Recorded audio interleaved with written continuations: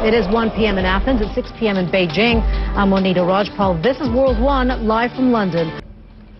A week ago, the Nobel Prize Committee lavished praise on the European Union as a force for peace. Today, though, it is back to the present reality of a long, grinding fight to keep the wheels from falling off.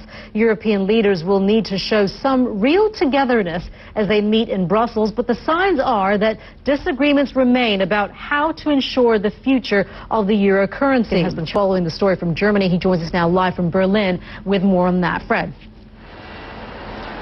Hi, Monita. Yeah, it was actually quite an interesting speech that Angela Merkel gave there in German Parliament, and really the first time in the entire Eurozone. They're live for us in Berlin. Well, while discussions go on about how to prevent the next financial crisis, in Greece they are still up to their necks in the current one, and time is running out.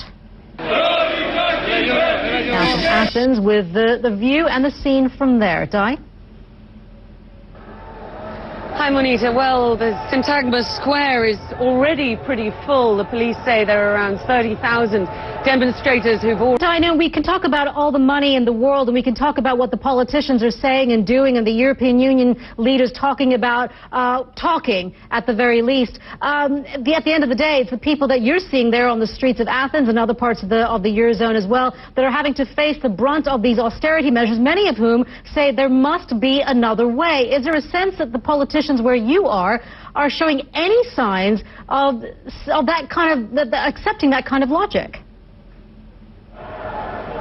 Well, I think the politicians' hands are very much tied. But as you say, if you speak to the Greek people, they'll say this cannot be the answer, and that is... Thank you, Donna Magni, there live for us in Athens. You are watching World One, live from London. The UN Special Envoy is set to pay a visit to the Syrian capital, Damascus. An official government spokesman says the trip will take place on Saturday when Lakhdar Brahimi will meet with Foreign Minister Walid Muallim. The veteran diplomat is there who, if anyone has the upper hand in the Syrian conflict, more than a year and a half of bitter fighting has left scores of dead on both sides. But momentum could finally be on the side of the armed opposition. CNN's Nick Payton-Walsh has more now from Lebanon. He joins us now live from Beirut. Nick.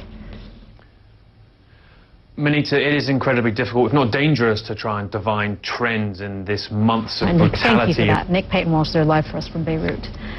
This is World One, live from Bangladeshi man accused of trying to bomb one of America's most famous landmarks is waking up in jail this morning. 21-year-old Qazi Nafiz made an initial court appearance late Wednesday, accused of trying to bomb the New York Federal Reserve Daycare Center in Argentina, has been firebombed by outraged residents after revelations of child abuse. Pictures of a baby with his mouth taped shut have sparked anger across the country, and a review of child facilities in the region. CNN's Rafael Roma brings us the details. It's the picture that has horrified parents across Argentina. The world's second largest economy is showing signs of economic slowdown. New numbers show China's GDP grew 7.4% during the third quarter, and that's its lowest level since early 2009. This is a worry for the rest of the world, which has benefited from its recent boom. Which is now live from Beijing with more. And stand over this part of the world, many people would love to have a 7.4% growth of GDP. But when you're looking at China's economy, that kind of slowdown is a huge worry. Yeah, wouldn't the rest of the world love 7.4%? And you know, it's tracking about 7.7%. Thank you very much. Stan Grant live for us there from Beijing. Despite wide opposition from the Catholic community in Northern Ireland, the first ever private clinic to offer abortion services is set to open in Belfast. Northern Ireland does allow abortion, but only under strict restrictions. Until now, women seeking the service had to travel to England. Atika Schubert reports. She was 18 years old when she found out she was pregnant.